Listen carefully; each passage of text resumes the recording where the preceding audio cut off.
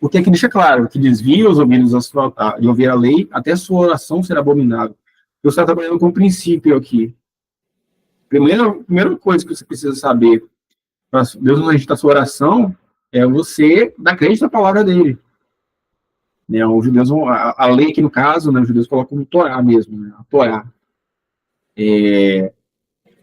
Então, a primeira coisa é dar crédito à palavra de Deus. A palavra de Deus merece crédito. Ele é o único Deus. E o Matthew Henry, ele tem um comentário que eu peguei aqui, nosso presbiteriano, né, comentarista bíblico, ele diz assim: Deus não escuta nossas orações se tentarmos voltar para o pecado, assim que levantamos os joelhos do piso. Ou seja, ele está falando assim, olha, Deus não vai escutar a sua oração se assim no momento que você termina a oração, você não tem intenção de abandonar o pecado. Se assim no momento que você pede perdão a Deus, você não tem sentimento de, olha, preciso de mudança. Eu orei isso e agora, Deus, o Senhor está me dando uma nova oportunidade de mudar. E ele continua: entretanto, se queremos abandonar o pecado e seguir a Deus, escutará-nos, gostoso por grave que tenha sido o pecado. O que fecha seus ouvidos não é a seriedade do pecado, a não ser a secreta intenção de voltá-lo para fazer. Então, o Matthew entende o seguinte: o problema não é a gravidade do pecado. O problema é a intenção por trás. Então, eu posso ter viver uma vida lixo diante de Deus, um comportamento semanal ou do dia que eu saio totalmente fora da curva e aquilo ali não provém de Deus, desagradou a Deus, e aí eu me quebranto perante o Senhor. Então Deus, ele vai olhar se o seu pedido de perdão, a sua oração foi com a intenção de voltar a praticar aquelas mesmas coisas que você praticou naquela semana, naquele dia, independente do que foi. E aí a gente não vai entrar no quesito de crime, né? Porque crime é outra coisa, né? Pecado mesmo. Mentiras, né? Um dia que você falou mentira das mentiras, um dia que o cara caiu, olhou para outras mulheres, né? Olhou para as pessoas de modo sexual, como objeto, né? Ou então falou de um irmão, mal de um irmão o dia todo. E aí, o problema não é a seriedade. Lógico que a seriedade é um problema, sim, mas o problema central é a intenção por trás disso tudo. Por quê? Se você já peca e pede perdão a Deus, tendo o benefício de poder ficar em paz e poder pegar de novo, cara, não vai adiantar. É subliminável, porque isso sim é desviar os ouvidos da lei. É não dar crédito à palavra de Deus. E aí a oração se torna abominável. Você torna um Deus vazio. Você faz o Jesus um ídolo diferente. É um Jesus à sua moda. Olha, eu estou usando o benefício aqui do perdão para eu poder pecar novamente. É o que o Paulo vai falar em Romanos. Olha, por acaso, porque aliás, se eu superar com dor, eu vou continuar pecando, de modo algum. Ele tem uma vida de santidade. E aí, a gente vai passar por alguns versículos. Se quiser abrir, você pode abrir. Primeiro ponto é a soberania de Deus na oração. 1 João 5,14 fala assim: e esta é a confiança que temos para com Ele, que se pedimos alguma coisa segundo a sua vontade, Ele nos ouve. Então, o primeiro ponto, a gente precisa entender que Deus é soberano, cara. Deus, ele conhece o nosso coração, e às vezes a gente usa isso para reconforto, mas isso deveria gerar na gente temor. Porque se Deus conhece o nosso coração, ele conhece a nossa intenção. Então, às vezes a gente olha para a gente com muita piedade. Olha, mas Deus conhece o seu coração, tá tudo bem. Não, cara, não tá tudo bem se o seu coração tiver com intenção maligna.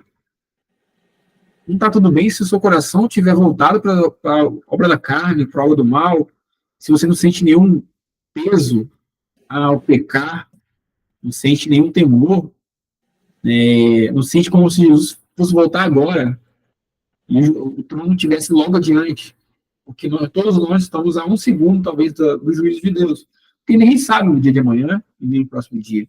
Então, a gente entende, primeiro ponto, soberania de Deus na oração. Esta é a confiança que temos nele, que se pedirmos alguma coisa segundo a sua vontade, ele nos ouve. Então, orar com ganância não vai adiantar. Orar segundo querendo meus desejos não vai adiantar. E as pessoas pegam aquele provérbio, né? Tipo, coloca os seus planos na mão de Deus, e ele vai fazer. Se agradar a você, ele vai fazer. Isso também é uma verdade. Mas tem que estar alinhado com a vontade dele também. Então, a palavra de Deus, a gente entende, né, na teologia, ela explica que a palavra de Deus até uma revelação progressiva, né? Ela, se eu for pegar só em Gênesis, você não vai ter ali todo o escopo da mensagem. Né? Ela foi revelada progressivamente. Ela vai estar em indícios. Gênesis 6 vai falar ali que o fruto do ventre da mulher vai pisar na cabeça da serpente. Então vai dar um indício. Ali em Moisés, vai falar do Espírito que passou sobre a água e dividiu as águas, ele vai fazer uma referência a Gênesis de novo, porque ali é o vento é a mesma palavra usada para Espírito, então ele vai fazer uma referência a Gênesis de novo. Então, o tempo todo ele vai intercalando ali, mas a palavra agora a gente tem completa, e a gente entende que a minha oração pode ser agradável a Deus, pode ser uma coisa que é bom para mim também, é uma vontade minha, mas também ser a vontade de Deus, e aí Deus vai e cumpre, Deus vai e atende. Né? Então, quando a gente ora apenas por nossos próprios interesses, né, sem considerar a vontade de Deus, nossa oração perde eficácia. E Jesus ensina isso na oração em Pai Nosso. Ele é feito a tua vontade. Então, primeiro, a gente deve reconhecer pela soberania de Deus que a gente tem que buscar a vontade dele. Segundo ponto, pecado e hipocrisia. E aí a gente vai em Isaías 59, 2. A gente vai passar só por mais alguns textos. Isaías 59, 2. Pecado, hipocrisia e impedimento para a oração. Diz assim: mas as vossas iniquidades fazem separação entre vós e o vosso Deus, e os vossos pecados encobrem o seu rosto de vós, para que vós não ouçam. Isaías tem uma mensagem até que repetitiva nesse sentido, né? Que o povo vivia em grande pecado, vivia em afastamento de Deus, vivia em desobediência, vivia em iniquidade. Isaías, Jeremias iam lá, denunciavam o pecado, e eles continuavam, né, na mesma podridão, e não confessavam, e continuavam seus cultos. E aí Isaías, lá no começo, ele vai falar também, no próprio Isaías 2, se não me engano, ele vai falar, olha, Deus não vai ouvir a oração de vocês, eles continuam pecando, nada acontece acontecendo, continuam cultuando a Deus, continuam pecando, não abandonam o pecado, nem confessam o pecado, né? Quanto mais abandonar. Se não tiver nem a questão de confessar, imagina de abandonar. E aí, qual a aplicação desse texto? Se a gente persiste no pecado, não confessar a Deus, mesmo que a gente ore com frequência, a nossa oração não vai ser perdoada, não vai ser aceita por Deus, no caso. Porque eu estou orando, mas eu não estou pedindo perdão, porque eu tenho que pedir perdão. Eu estou confessando aquilo. E aí é crucial, né, a gente confessar e abandonar o pecado para restaurar a comunhão com Deus e a gente poder prosseguir. E aí, Mateus 6, 5, 6, vai falar também assim, não sei se eu peguei o texto todo, acho que eu peguei Mateus 5. Não, Mateus 6, 5, 6, está certo. Só abrir aqui que eu acabei passando nele.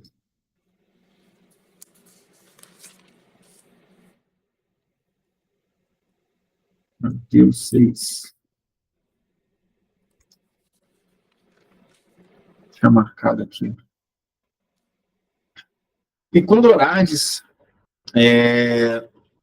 não sereis como os hipócritas, porque gostam de orar em pé nas sinagogas e nos cantos das praças, para serem vistos dos homens. Verdade vos digo que eles já receberam a recompensa. Tu, porém, quando orares, entra no teu quarto e, fechada a porta, orarás a teu pai que está em secreto, e teu pai que vem em secreto te recompensará.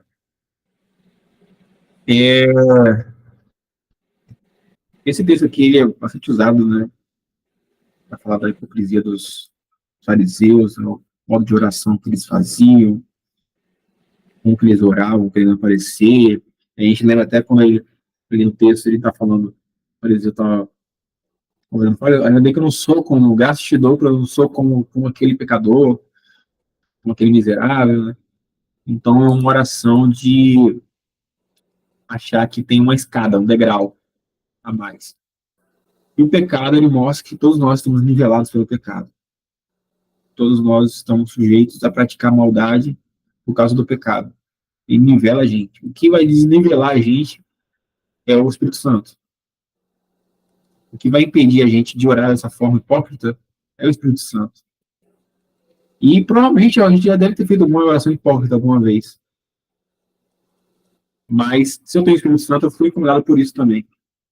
Se eu orei a Deus de um modo que não é conveniente, segundo a palavra de Deus, eu vou ser incomodado por isso. Então, primeiro ponto, soberania de Deus na oração, preciso orar segundo a vontade dele. Segundo ponto, hipocrisia e pecado não confessado. O pecado não confessado é a hipocrisia. Eu preciso confessar meu pecado e preciso não andar em hipocrisia. Eu não posso ficar orando de maneira como se fosse o mais santo se eu estou vivendo uma vida santa. E mesmo se eu tivesse vivendo uma vida santa, quanto mais santo o cara é, menos ele vai ter uma oração desse jeito. Mais ele vai ser quebrantado perante o Senhor. Porque o arrependimento é uma vida em arrependimento. Uma vida se arrependendo por aquilo que eu não sou ainda. Tem uma frase muito boa do Spurgeon. Se eu não estou lembrado é do Spurgeon, muito confundo. Spurgeon ou... Sei que não tem nada a ver os dois, né? Mas eu sempre confundo o Spurgeon e o C.S. Lewis, não sei por quê. Porque a maioria das vezes as fotos estão em preto e branco, não sei por causa disso. Mas quem fala assim, não sou quem eu queria ser, mas graças a Deus, né, não sou mais quem eu era. Ou era Lutero, não sei. É uma frase muito boa, mas que gera, assim, a gente poder perceber que quanto o cara mais está próximo de Deus, mais ele percebe as suas iniquidades, mais ele percebe suas falhas.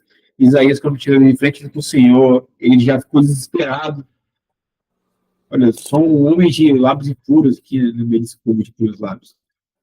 Sou um pecador no meio de gente pecadora. Sou um homem que difama o próximo, no meio de gente que também difama o próximo. Então, a primeira coisa, se o cara está perto de Deus e não está em comunhão com ele vai ter desespero, e ele vai ir diante do Senhor. E aí, terceiro ponto, oração e justiça. A gente volta ali um pouquinho em Provérbios 29. Esse aqui é mais uma extensão mesmo de várias passagens que vão falar sobre a oração, porque é um tema específico, né? Como nossas orações se tornam abomináveis. E depois a gente volta lá no texto. Provérbios 28. Mas Provérbios 15 e 29. Quanto? Provérbios 15 e 29. 15, 29.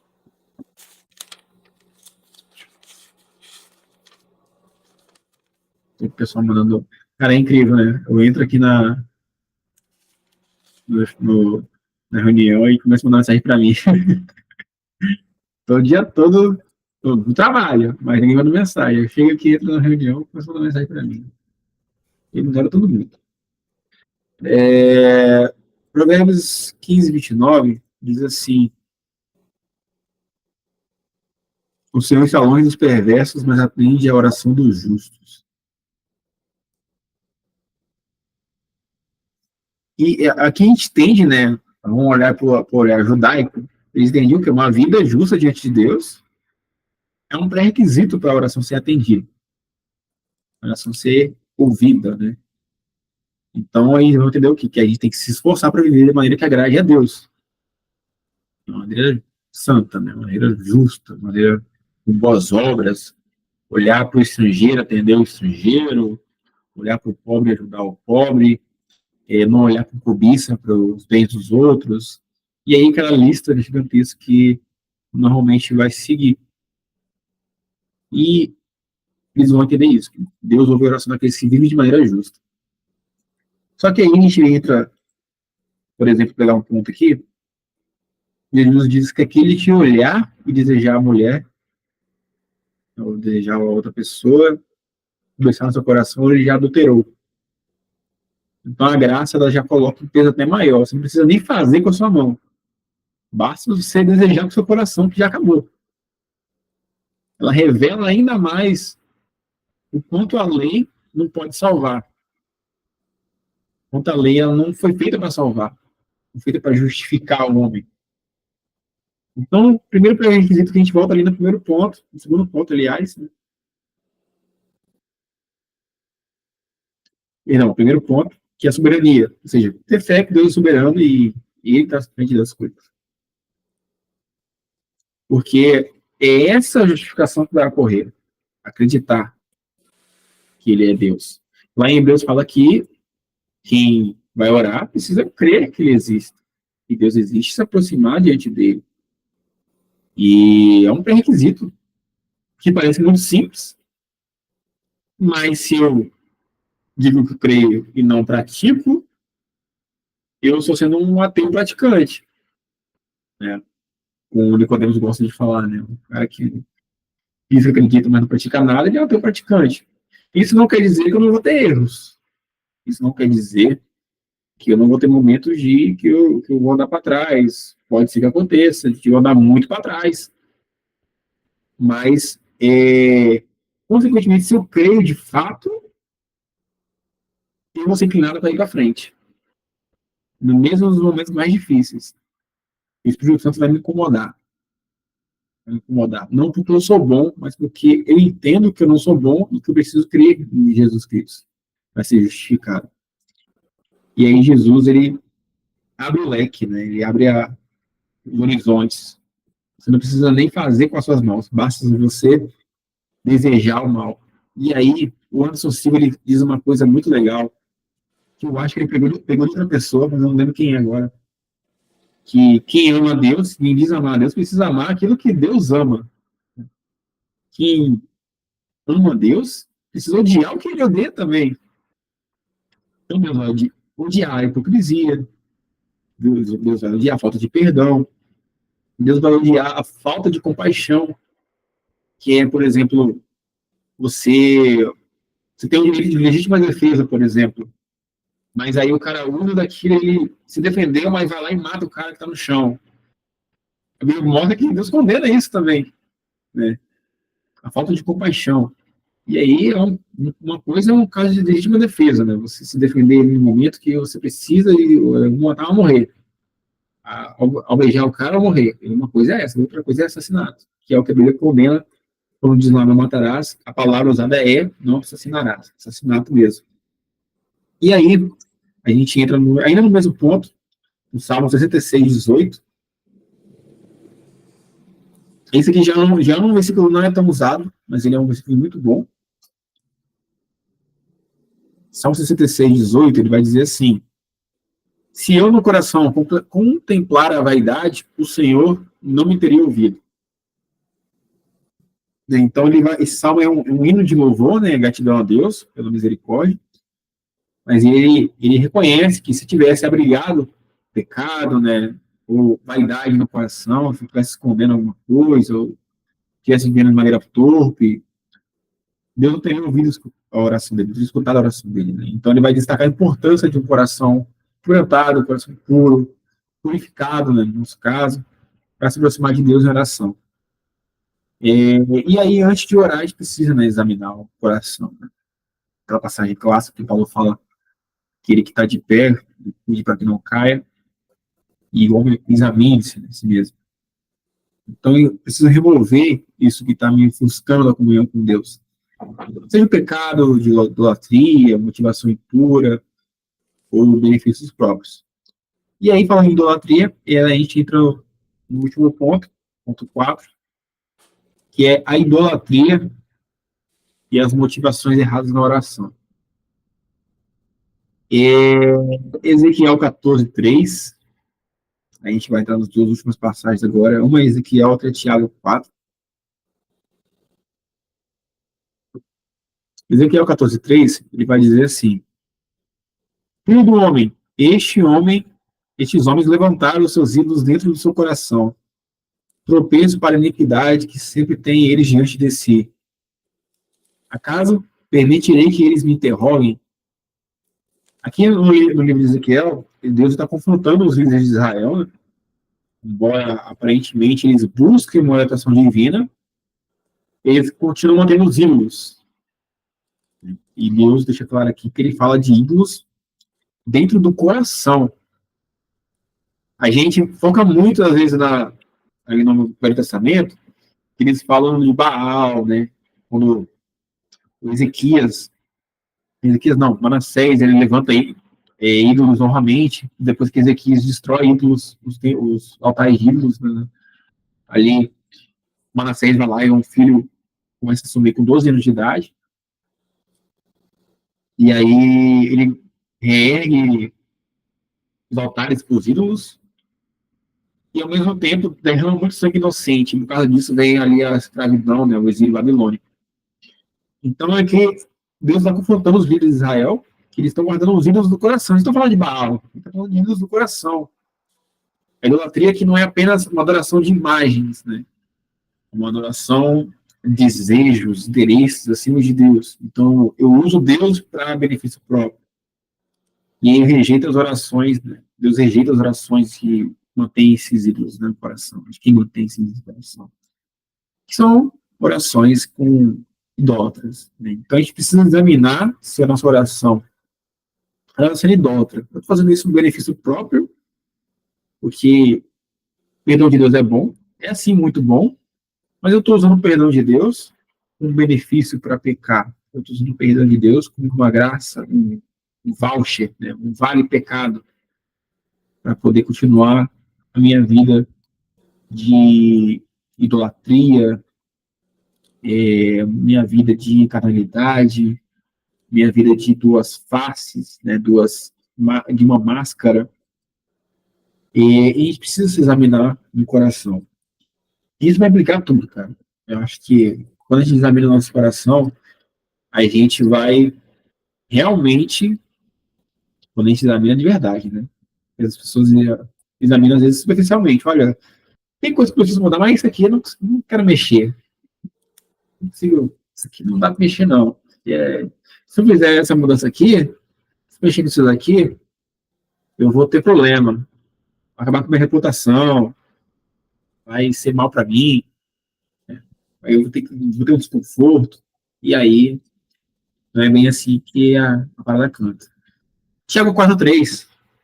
Tiago 4, versículo 3. Se quiser abrir também aí. Trouxe bastante textos, mas eu posso depois deixar aqui resumida para o pessoal também lá no grupo.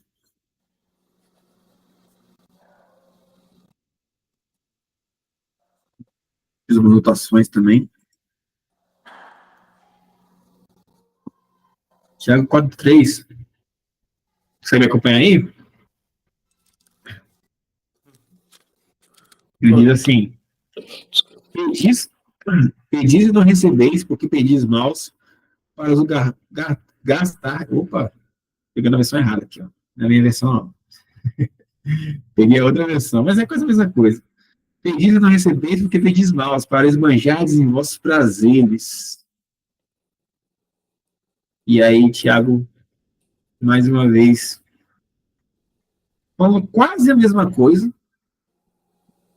porque o prazer também é um ídolo, pode se tornar um ídolo, não que seja pecado, né, ter prazer, mas você vê que eles estão orando aqui, Tiago vai fazer uma acusação para essa comunidade cristã, eles têm conflitos internos, né, desejos egoístas, e vai denunciar a maneira que eles oram, de maneira errada, pedindo coisas para Deus apenas para poder satisfazer o seu próprio ego, o próprio prazer, e qualquer preocupação com a vontade real de Deus. Orar com uma motivação egoísta mesmo. E aí Deus não responde esse tipo de oração, e nem escuta esse tipo de oração, quando não responder. E aí a gente precisa avaliar a motivação da sua oração. Se eu estou orando porque é algum benefício para mim mesmo, ou se é um benefício para a igreja, cara, para a comunidade, sabe? Porque É um problema que a gente tem muitas vezes, principalmente, às vezes, irmãos talvez mais velhos e os mais jovens. O pessoal que tem idade do bem assim, eu não sei se tem tanto. Mas a gente quer que a igreja, nossa visão de igreja, acho que é a igreja ideal. Só que a igreja ideal, ela não existe ainda. Ela só vai existir quando Jesus voltar. Ele vai pegar uma igreja santa, né? Que se reservou, que se preservou.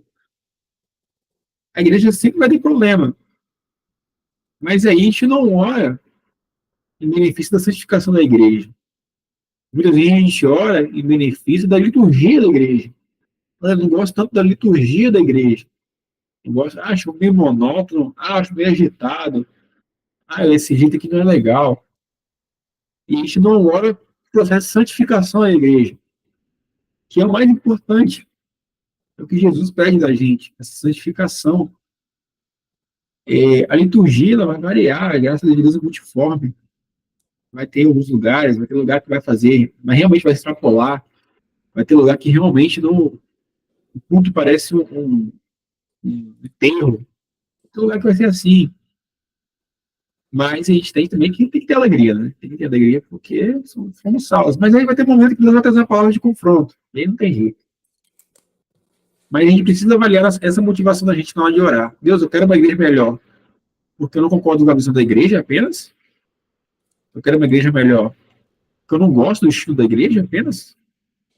Ou eu quero uma igreja melhor porque eu estou vendo a santidade da minha igreja.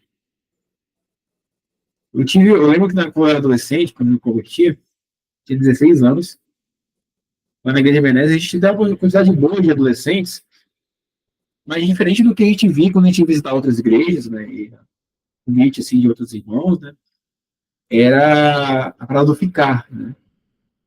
E, cara, era terrível. Você ia na outras igrejas, os adolescentes ficavam com o osso tudo lá e rolava solto. E a gente não entendia. A gente não tinha essa cultura dos adolescentes na nossa igreja. A gente era, na verdade, muito amigo. A gente sempre evangelizar, a gente orava junto. Então, quando eu me deparei com isso, eu pensei, cara, que doideira, né? Tipo, eu acabei de converter e eu não gostei de parar de ficar, mesmo antes de converter, eu achei que achei uma parada idiota, né?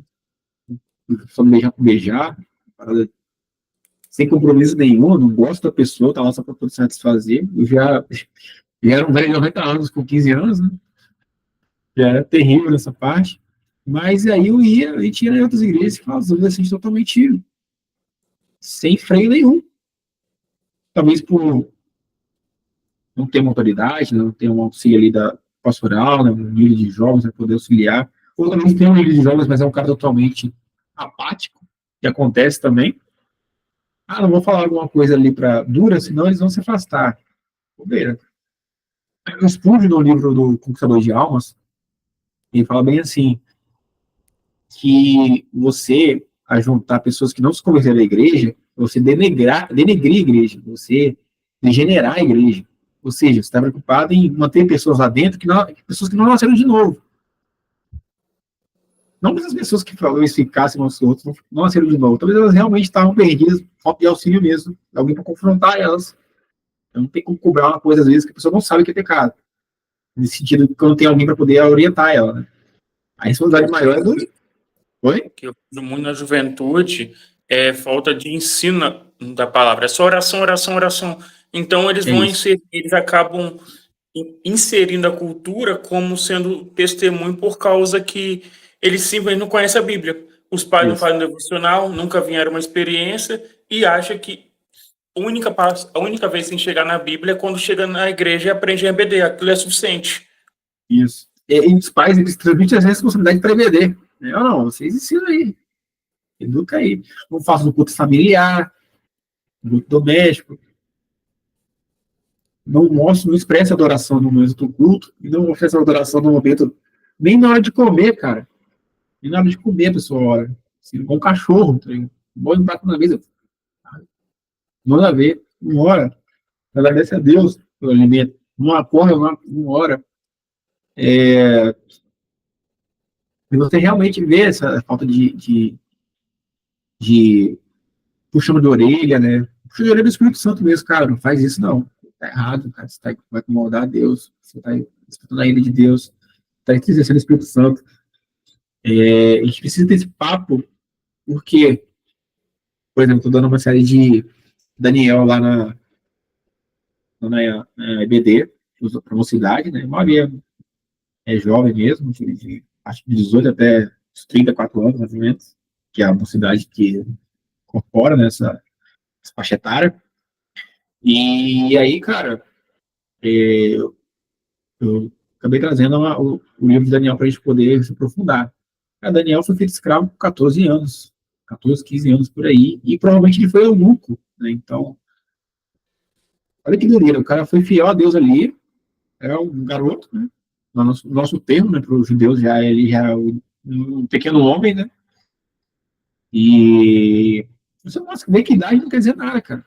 Você vai ter gente velha e matura, gente velha que se comporta igual criança, gente velha que não sabe manusear a palavra de Deus, com 20, 30, 40 anos de fé, e vai ter gente nova que é prodígio. O cara tá pregando na rua, já pregando no ônibus. Eu conheço pessoas assim. E coisas que a gente velha nunca fez. Talvez ele não foi chamado dela também. Às vezes o cara foi chamado para ser o evangelista do porteiro do condomínio que ele trabalha. Voltaram a falar pro engraxate, né? Falar pro sapateiro, na verdade, né? Como eu posso glorificar a Deus? Eu faço o melhor sapato e cobro um preço justo. Então, e às vezes a gente, olha só essa questão, né, de que está visível para todo mundo. A pregação, o louvor, né, a oração. Mas não, cara, Deus ali está ali com a pessoa, a zeladora da igreja, a pessoa mais simples, mais humilde, Deus também está ali. E a gente precisa olhar para a igreja com esse carinho que Jesus olha também, cara. A gente não pode olhar para a igreja com, tipo assim, olha, a igreja tem que ser do jeito que eu quero que ela seja. Não é assim, pô, cara. Isso é o meu prazer. Não é, vou postar orando assim. Talvez a liderança ela chega dessa forma também. Às vezes você pega aquelas igrejas, né, a mundial ali, a universal, cara, todo mundo prega do mesmo jeito. Os caras pregam igual o Valdomiro. Na universal, os caras imitam de Macedo, porque eles não estão preocupados em ter uma identidade no reino de Deus. Eles estão, primeiro que ele nem é reino de Deus, né? Primeiro ponto, né? Ali é pessoas que estão realmente em busca dos próprios prazeres.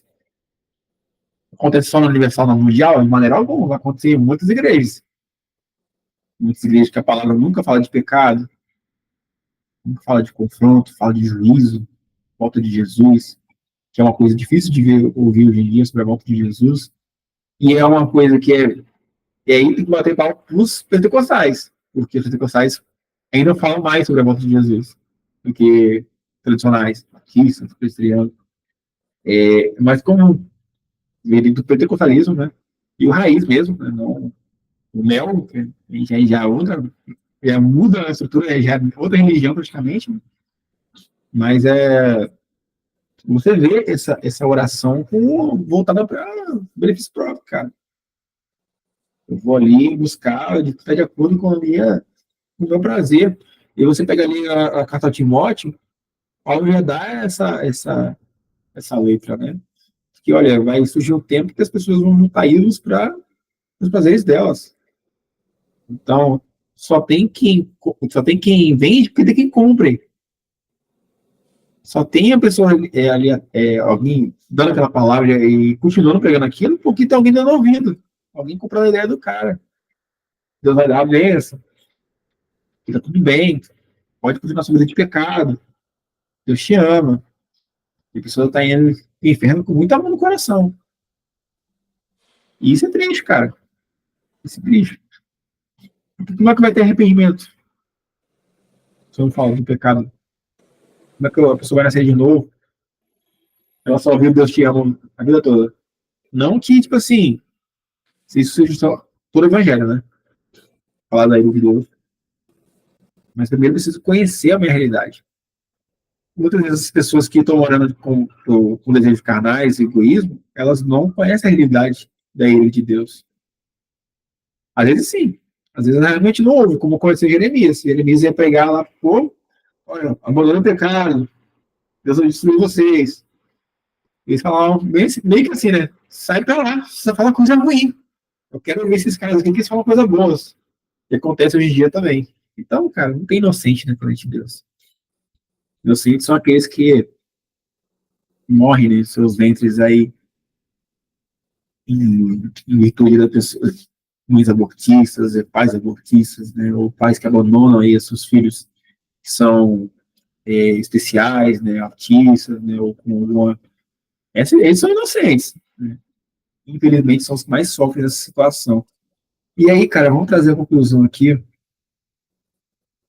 voltando lá para Provérbios 28, 9, que desviam seus ouvidos de ouvir a lei, até a sua oração será abominável, né? Ou então, na outra versão aqui, que desvia os ouvidos de ouvir a lei, que também é a mesma coisa, até a sua oração será abominável. Somente um arrependimento genuíno, cara, vai fazer a gente dar crédito à palavra de Deus. Vai fazer a gente orar, entender que isso aqui é um aviso solene da parte de Deus. Que Deus usa ali o sábio do provérbio. Então, Deus não é indiferente à maneira que a gente vive. Deus estiver só observando o que a gente está fazendo. Deus faz parte da história, ele atua na história, ele é dono da história. Né? Então, a obediência à palavra dele é essencial para que nossa oração seja agradável a ele. E talvez sejam momentos que a gente realmente não tenha força, cara. Eu já passei momentos que realmente não tinha força para falar, pedir ajuda, entendeu? Mas isso, muitas vezes, é falta de camaradagem da nossa parte, né? Com o próximo, entender o momento de dor, o momento de fraqueza, ter esse brilho ali do Espírito Santo para a gente poder entender o momento que está sendo passado, né? E a gente ajudar o nosso irmão aí que está na angústia. Seja angústia de pecado, seja angústia de fraqueza mesmo. São dois tipos diferentes. Às vezes a angústia de fraqueza foi um momento de afugentado, igual o Jó foi, e às vezes a angústia de pecado é a angústia de Davi. Então, como o Anderson Silva fala, né? A gente tem que ser homem para pecar, mas tem que ser mais homem ainda para poder assumir o erro que fez e se arrepender. E ele diz uma coisa muito legal, cara. Essa frase eu acho sensacional do Anderson Silva, o pastor Anderson Silva, que ele diz assim, que Davi foi homem, né, para pecar, para se arrepender, mas para pecar, mas foi mais homem ainda para se arrepender, para assumir os seus erros e chegar a orar ali, para Deus não matar a criança, né, quando ele percebe, né, Natan conta aquela história, aquela parábola para ele ali, ele percebe que é ele que é o homem mau da história. E aí é muito doido isso, porque ele vai lá, ora a Deus, jejua, adora a Deus, e aí Deus não retira a ira dele sobre a criança. E perdoa Davi, Davi está perdoado, mas a criança vai morrer. E a criança realmente morre. E aí o que ele faz? Porque é muito doido. Quando o cara entende o perdão de Deus, entende que passou. Ele vai lá e ora a Deus, toma um banho, consola Batseba, provavelmente vai falar ali, olha, Batseba, eu realmente errei, seu marido está morto, mas eu estou aqui, vou cuidar de você. E aí ele fala que ele faz o quê? Se deita com ela, né? Olha que doideira. Olha tudo que aconteceu, tudo que ele fez. Ele entendeu ali que ele foi perdoado e não tem como voltar atrás. Foi. Cometeu um erro, o perdão de Deus está liberado. Entendeu? Tanto que, olha como esse cara é amado. Lá no livro de, acho que Segunda Reis, ou Segunda Crônica, não lembro agora, quando Deus ele ouve a oração de Ezequias, ele fala assim, por amor a mim e por amor de Davi, eu ouvi sua oração. Então, o cara, Deus amou tanto ele, que por causa de um cara que já morreu há muito tempo, né, e o Ezequias era descendente ali, né, de reis e tudo mais, mas ele, por causa desse cara, ele falou, olha, por causa dele, e por minha causa também, eu vou ouvir sua oração e eu vou te dar mais 15 anos aí de vida, né. Olha como que o quebrantamento, um real arrependimento na vida do homem, ele quebra um ciclo que vai além dele. dependendo da situação. Pega a vida de Jonathan Edwards, cara, os descendentes de Jonathan Edwards só foi gente abençoada, cara. Pastores, médicos, pessoas que viveram pro reino, né? Tem uma paralela que fizeram aí um tempo atrás sobre ele e o vizinho dele, né? O vizinho dele era um cara, se não me engano, era um bêbado, e ele era pastor. Cara, além de pastor, um cara muito santo, né? Muito entregue a Deus, e teve uma vida assim. O cara jejuava a maior parte do tempo, cara. O cara era magro porque jejuava muito. Você vê, né, a entrega dele contra o pecado e o que nos aproximar de Deus. E aí você pega a linha histórica da família deles, como que a linha histórica do Jonathan Edwards é diferente, cara, da descendência dele e desse cara. Assim, a família, os descendentes dele só desgraça atrás de desgraça, cara. E ali, como a palavra fala, né, a misericórdia de Deus na vida do Jonathan Edwards e dos descendentes dele de geração em geração. Deus manifestando ali a glória dele, aquela descendência. E isso é uma coisa que a gente tem que querer viver, cara. E Davi, mesmo após o pecado dele, você vê frutos, né, do arrependimento, da entrega dele com Deus. E eu não vou dizer que ele é o homem que ficou no coração de Deus, que seria muito clichê falar isso, né, que eu já falo. E até tem um erro teológico, interpretativo nessa frase, mas ele é um homem realmente quebrantado, segundo o que Deus quer. A gente quer que a gente seja, né? Um arrependimento verdadeiro. O cara pecou, de fato pecou, mas quando ele se arrependeu, de fato ele se arrependeu. E é isso que a gente tem que ter diante de Deus, cara. Um homem de verdade, um homem de verdade que nasceu de novo, ele vai ter essa consciência. Né? Ele não vai pecar, ele vai ficar feliz com isso. Pelo contrário, ele vai ter noção. Ele pode até por um tempo estar cego, como Davi esteve. Mas aí o Espírito Santo vem e quebra a gente no meio, quebranta a gente chora, e se derrama diante do Senhor. Fala, Senhor, me perdoa, pequei. E às vezes a gente promete para o Senhor, não faço mais, ela faz de novo. E fica essa história como se fosse Israel e Deus, né? Esse confronto. Foi a Bíblia toda no Antigo Testamento. Deus chama arrependimento, o povo não ouve, o povo é julgado, o povo se quebranta, Senhor, querendo voltar para nossa terra, devolve a nossa terra, e vai Deus nas misericórdia. Essa é a nossa vida, irmão. Diante de Deus. Tomar muito cuidado para a nossa oração não se tornar uma abominação diante do Senhor. Uma abominação diante de tudo que Ele decretou. Beleza? Amém? Amém. Cara, alguma consideração aí, pedido de oração. A gente coloca sempre alguns pedidos de orações lá no grupo também. A gente poder orar uns pelos outros, né? Algo específico aí, família, trabalho. Nada. Que boa. Não, que boa. Jaime, seu apelido? É Isso. seu nome? Jaime, mas ninguém me chama Jaime, não. Todo mundo chama Jaiminho. Cara, eu tenho um primo que chama Jaime e também o apelido é Jaiminho. Mas só quem chama ele de Jaiminho é a minha família. Os outros, família e alguns amigos bem próximos, né? Ninguém me chama pelo nome. Meu nome é Jaiminho. Se você Desde... passar por Jaime, eu vou te ignorar. Não é porque... Então, como te chama de Jaiminho? Desde sempre? Desde sempre. O pessoal ficava brincando, não falar que é o Jaiminho Chaves. Ah, isso é direto. Isso é de outra posição, então. Isso quer evitar a fadiga, né? Bom demais. Então, o que acontece? Aí que piora mais ainda que tá fadiga. Aí é demais, cara. Oi? Eu sou o terceiro. Eu sou o Jaime terceiro. Caraca, cara, que geração de Jaimes.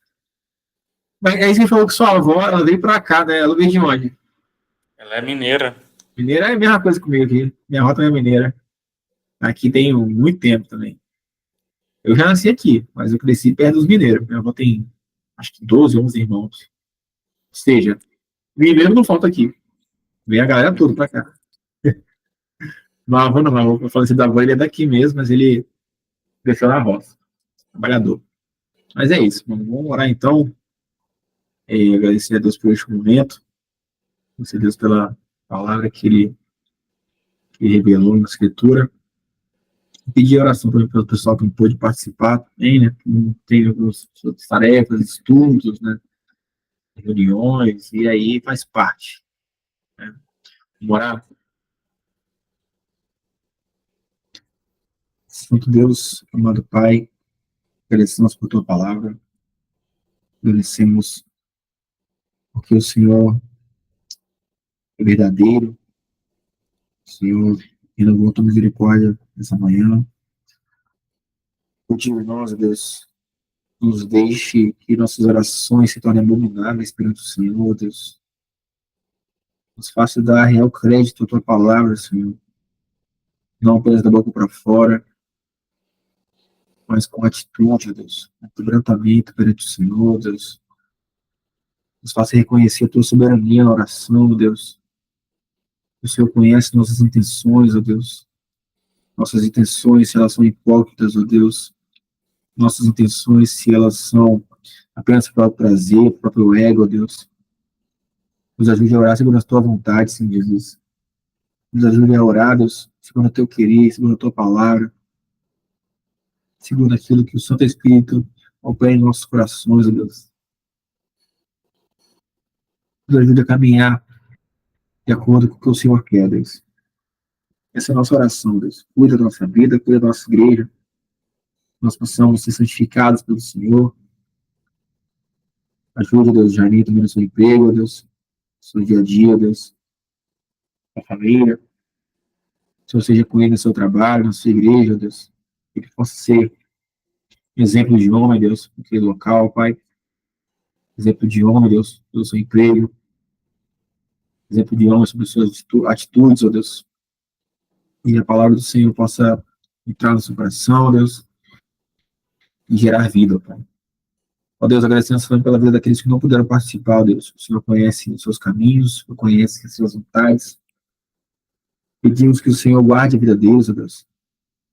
Guarde cada um, ó Deus, que possamos nos reunir essa semana para a tua glória e honra, ó Deus. Possa ser um momento de entrega ao Senhor, ó Deus.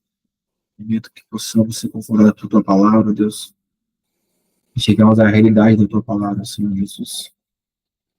Nos ajude, Senhor. Nos ajude a amar ao Senhor, Deus, de tal forma que amemos o que o Senhor ama. Que aborreçamos, Deus, que o Senhor não se agrada, Deus. Possamos viver, Deus, com integridade. Não por performance, ó Deus. Não porque somos bons, porque não somos, ó Deus. Somos fracos, somos pecadores.